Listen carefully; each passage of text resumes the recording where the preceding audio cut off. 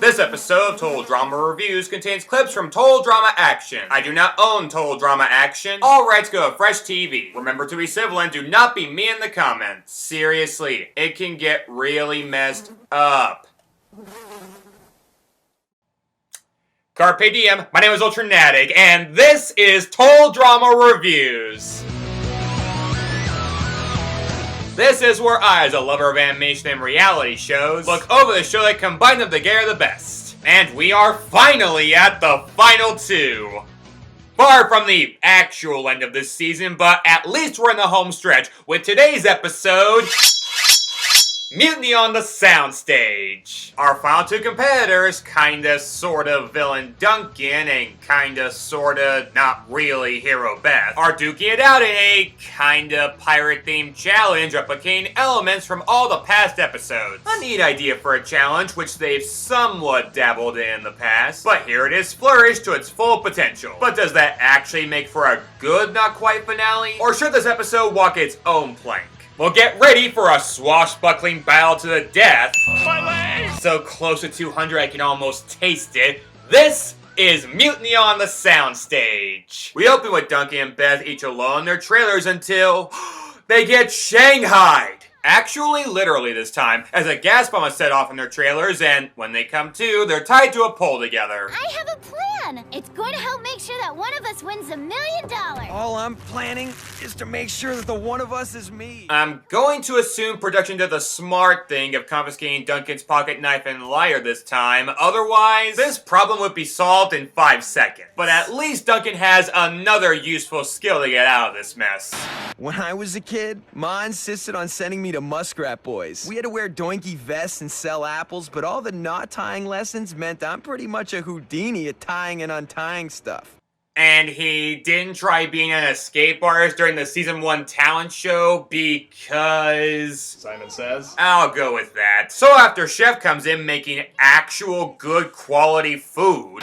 That's like Heather saying she's sorry. You have to take advantage of it while it's happening. Contrary to popular belief, Chef has cooked actual good quality food for them in the past, but whatever. Chris comes to announce today's movie genre. As ye can probably tell, today be Space Zombies Movie Day! It's a more common genre than people think. It's actually Pirate Movie Day, and you're on deck for a swashbuckling obstacle course through the entire season's challenges. Obstacle number 1, swab the poop deck.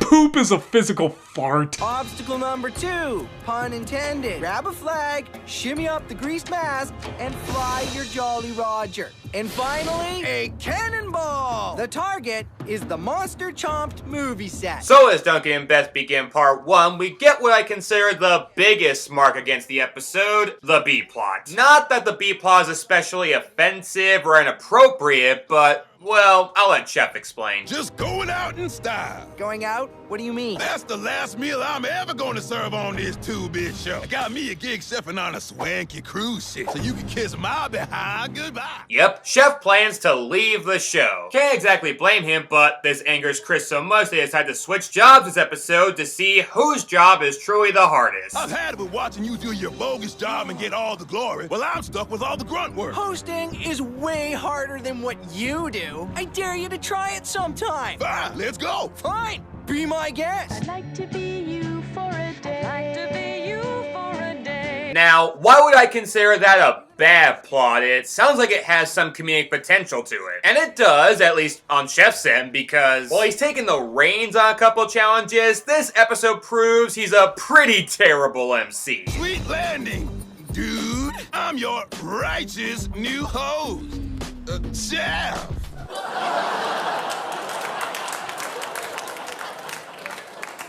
Cool. And if they just ran with this setup with Chris actually doing some grunt work or performing some intern stunts, I'd say the B-plot would come full circle. So, where do they go with this? You gonna fire the cannon, or are you just gonna stand there and be useless? Now you see that? That attitude is why I'm out of here.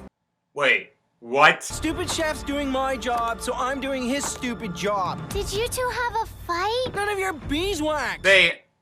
They want us to take this seriously, don't they? Chris told me he'll miss the heck out of you if you leave. Really? He said that? Yeah, he totally did. So, Chris and Chef, two people who cause more misery to the contestants on this show than some dictators do to their own nations, have a moment of having to learn to respect one another and realize how lost they'd be if one of them left? It's made me think of you.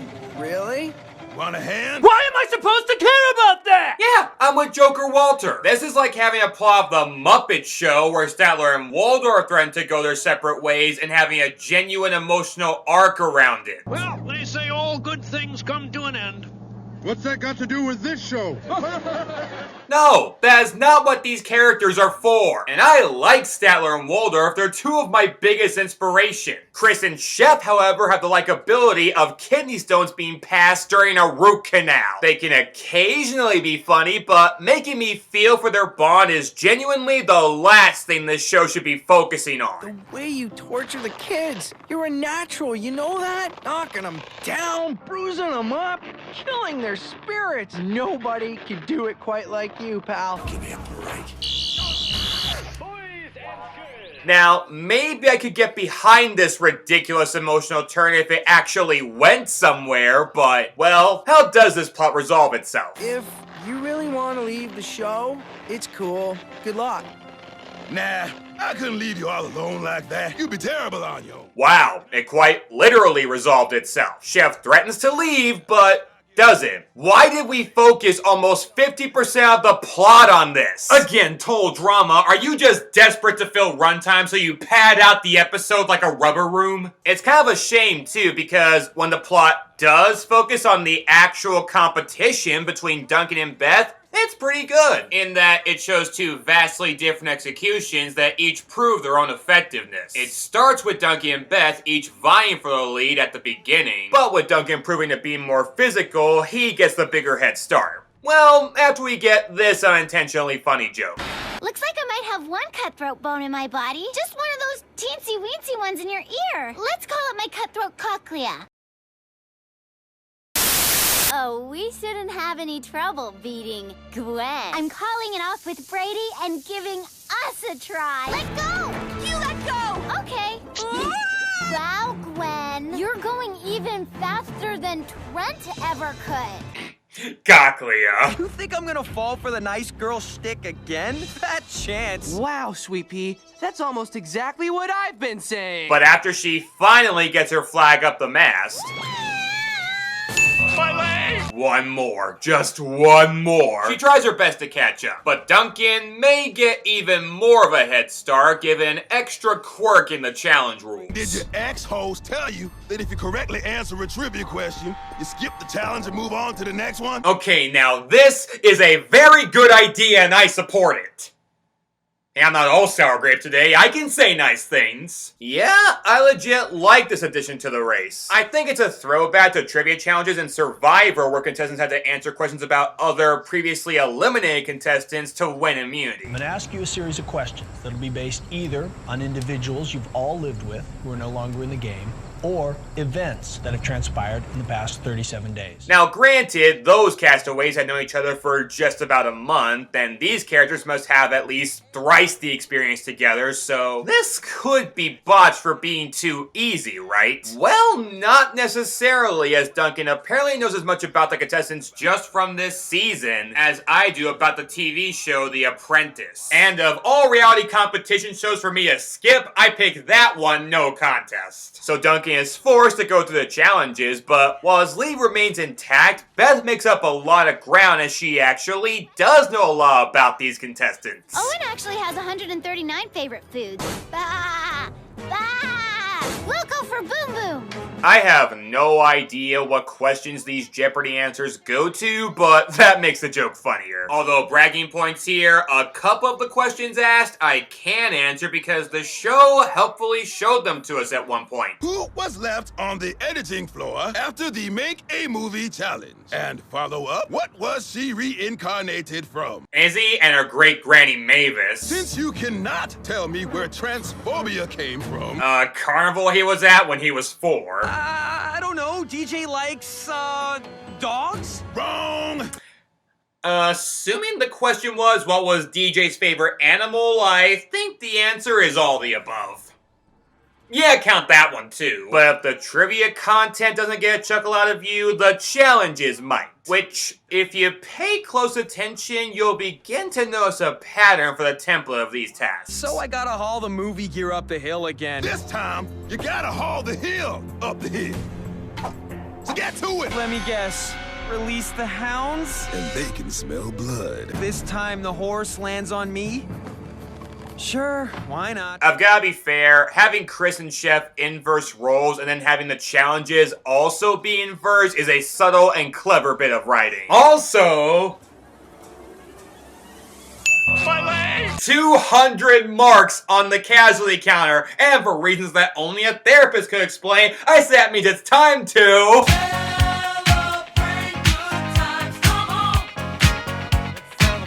And speaking of celebrations, my favorite challenge Duncan has to face is this. Horror movies don't scare me. Haha, bring it on. Now playing The Miracle of Childbirth. Okay, that song isn't added, though it's the only way it could have been more frightening. Chef? Chill! Beth nearly catches Duncan, but gets a touch sidetracked when this gets brought up. Did all you girls miss Gwen when she got the boot? Wow, Gwen. You're going even faster than Trent ever could. You best answer carefully or else I will tell you where I got these scars. Figure of speech. Actually, she rationally answers being a bit envious of Gwen's placement last season, but is distracted for so long, Duncan regains his huge lead. Which begs the question, who was hosting the task Duncan is seen doing next? It can't be Chris, he eavesdrops on Beth's whole spiel, so did Duncan just go through all this torment because he wanted to? Wait.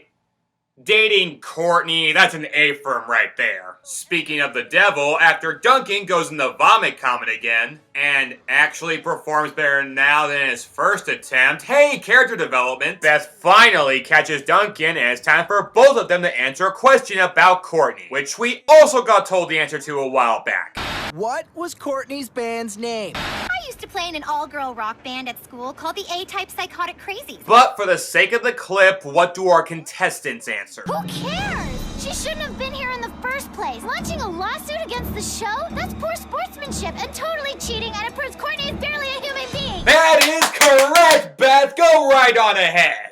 Now, for once this show follows its own rules, come on, her answer should have been correct by default. And then Duncan, unsurprisingly, gets it right. Courtney's band was the Type A Psychotic Crazy. Hold on, bro. That was Beth's question. Only for the show to stop following its own rules. Phew, it felt naked for a second, as he's given a totally different question. As far as I can gather, that was not the case for the other courses, so what the hell? Although the question he is given is, again, pretty funny. What color is Courtney thinking of? Right now? Are you serious? I don't know, blue? Burnt sienna. Ugh, he doesn't know anything about me. So they had to do a challenge calling back to the genre of animal buddy or disaster movies. Gonna assume that's allowed since the episode was a non-elimination, but you're on thin ice, Chris. You're always on thin ice. Good luck, suckers! So the challenge starts with both of them getting hit in the head by concrete blocks. My leg! McLean, you throw like a girl! A 5-year-old girl. He's not throwing at all, but I guess the point is made. As Chef comes in, makes up with Chris, helps him heave a safe on top of Duncan, the second large heavy object of the episode. My leg! Only for Beth to save Duncan, potentially losing $1 million, yada yada. Let's get to the end already. If your retainer wasn't so vile, I'd kiss you. That's okay. I have a boyfriend. Is she fucking for real? So they each make a mad dash to the finish line in the Aftermath studio, but end up tied, leaving the episode on a cliffhanger, which we will address in the next Total Drama review. Oh, the anvil of irony! Ow. And that was Mutiny on the Soundstage. Half thumbs up, half thumbs down.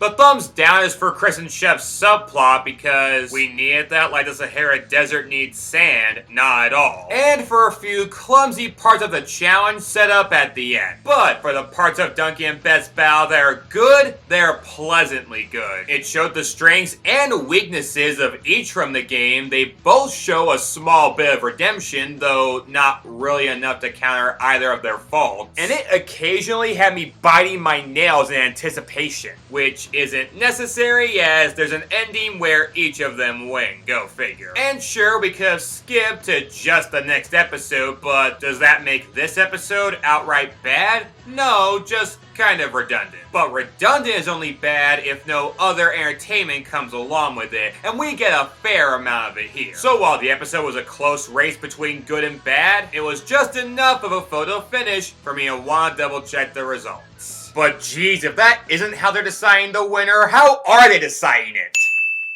Okay, that's from the first season, and even then they were lying about that, so I'm gonna ask again, how did they determine the winner for this season? What we're gonna do here is give each ex-contestant a chance to ask a question of Duncan and Bat, because you will be deciding who to give the $1,000,000 dineros to. Oh, now you do a jury vote? I find you guilty of contempt of court.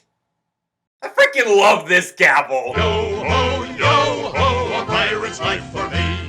We pillage, we plunder, we rifle and loot, drink up, be hearty, yo ho.